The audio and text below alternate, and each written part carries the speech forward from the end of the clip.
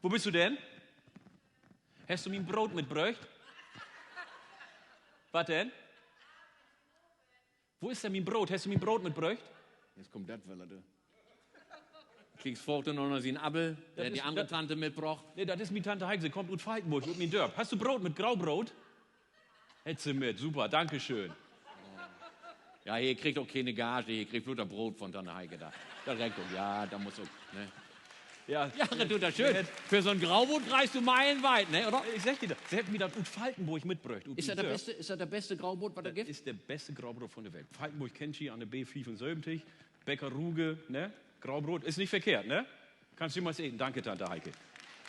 Ja, dann nächste Woche kriegst du noch ein paar mehr backen. Ja, jetzt hast du mal Bescheid, sag ich, Das ne? die Barberbrot, vielleicht ist das noch Marktschlager oder sowas. Die Barberbrot, das ist aber auch... Die Barber Graubrot. Ja. Obwohl eher wäre ein Schwattbrot irgendwie, aber ist egal, das ist okay.